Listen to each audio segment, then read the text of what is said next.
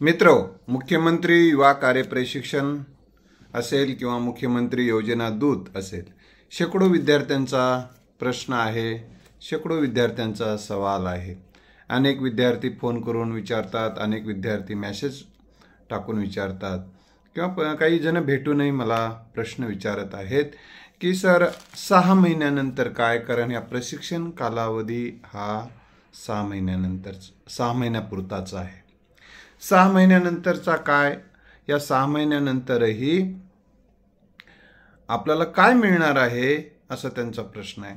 आता खरं तर शासन म्हणते की एक अनुभव प्रमाणपत्र आम्ही तुम्हाला 6 महिने झाल्यानंतर देणार आहोत। आता 6 महिन्यानंतर एक कागद देणार आहे शासन, त्या कागदाला घेऊन काय जाळायचं आहे काय? तर शासनाला विनंती आहे ते ज्यांच्याकडे अनुभव प्रमाणपत्र आहे त्यांना नोकऱ्या मध्ये राखीव जागा द्या, त्यांना नोकरी उद्योग व्यापारामध्ये सामावून घ्या, अशी आपल्याला आमची नम्र विनंती आहे। मुख्यमंत्री साहेब सन्माननीय एकनाथराव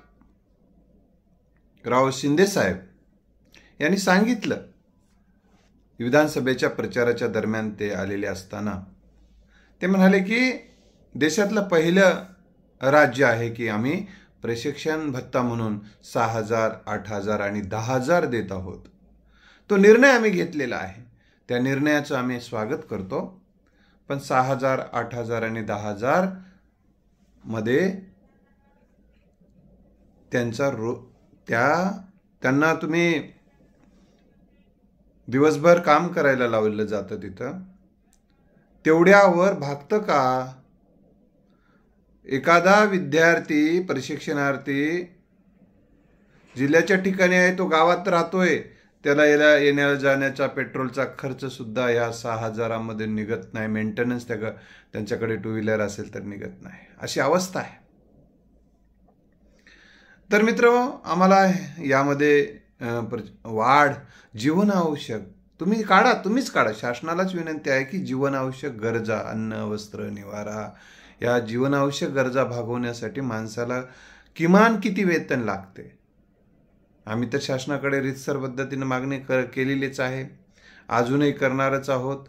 परंतु हा भत्ता अपुरा आहे, तर तो भत्ता वाढवावा।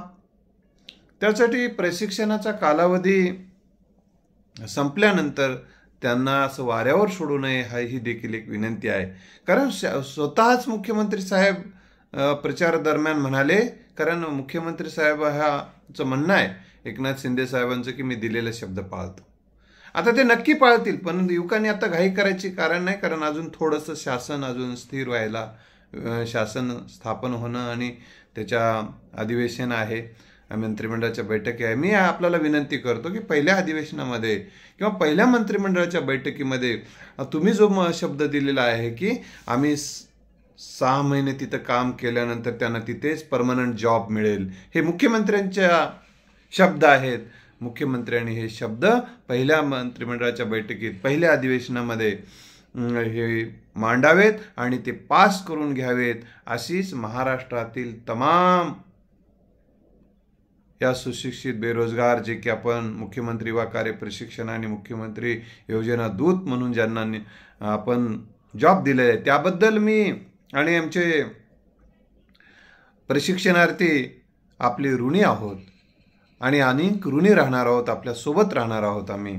तर आपण आमच्या या विद्यार्थ्यांना, आमच्या ह्या प्रशिक्षणार्थींना आपण परमनंट जॉब देण्याचा शब्द पाळावा, एवढीच हात जोडून कळकळीची विनंती आहे। धन्यवाद।